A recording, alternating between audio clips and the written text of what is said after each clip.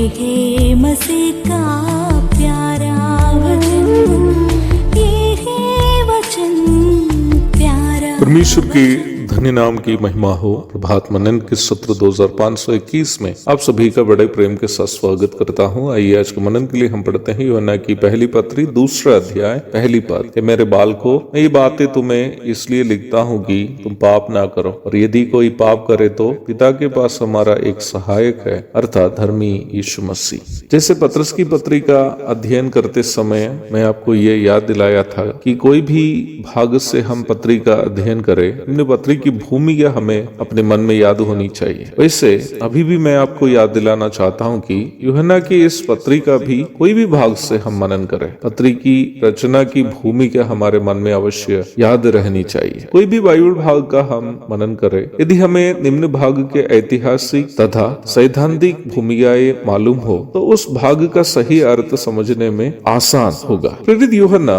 इस पत्री की रचना करने का एक महत्वपूर्ण कारण इफिसुस के झूठे शिक्षागण एवं उनके द्वारा कलीसिया में सिखाई गई झूठी शिक्षाएं हैं। वचन की सही शिक्षा एक ढांचे के समान है। It's like a frame. जो वस्तु को उस ढांचे में डाल दी जाती है, उसका आकार उस ढांचे के समान हो जाता है। पुराने समय में गांवों में मिट्टी से ईंट बनाने की एक विशेष तरीका होती, आपको भी मालूम होगा। मिट्टी को गीला करके लकड़ी का एक ढांचा में डाल दी जाती है। ढांचे के दोनों ऊपर और नीचे के हिस्से खुले रहते हैं। गीली मिट्टी भरने के बाद निम्न भरे ढांचे को धूप में छोड़ दिए जाते हैं। मिट्टी जब सूख जाती है तो धीरे धीरे उस ढांचे को उठा लिया जाता है। जब ढांचा हटा दिया जाता है तब मिट्टी का आकार उस ढांचे का होगा जिसमें मिट्टी डाली गई थी। रोमी 6:17 में वचन की शिक्षा को एक ढांचे से तुलना करके समझाई गई, अर्थात उपदेश अथवा वचन की शिक्षा रूपी ढांचे में जो भी विश्वासी अपने आप को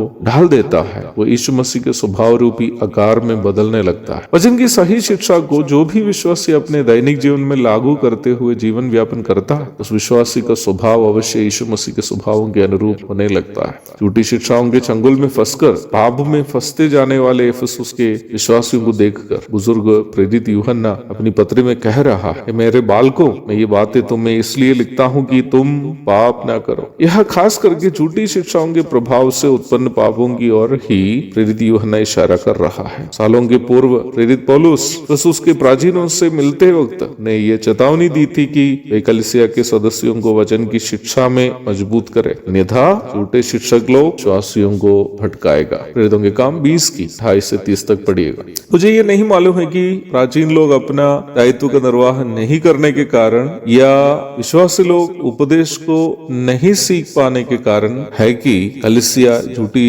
शिक्षकों के चंगुल में फंसी है। मुझे नहीं मालूम। जो भी कारण, इस बात पर तर्क नहीं है कि विश्वासी लोग वचन का उपदेश को अपने जीवन में अवश्य लागू नहीं कर पाए। वचन की शिक्षा को नजरअंदाज करना पाप में फंस जाने की सबसे बड़ी प्रेरणा है, क्योंकि वचन की सही शिक्षा हमें अपने जीवन में यीशु मसीह को लागू करने के लिए जब प्रेरित करती है, तब उस शिक्षा को नजरअंदाज करना पाप करने की सबसे बड़ी प्रेरणा हो जाती है। इसलिए वचन की सही शिक्षा को थामे रहना हर एक विश्वासी का दायित्व है। एक और शुभ दिन की धन्य कामनाओं के साथ आज का मनन में यहाँ समाप्त करता हूँ। प्रभु आप सबको आशीष दे। आमीन।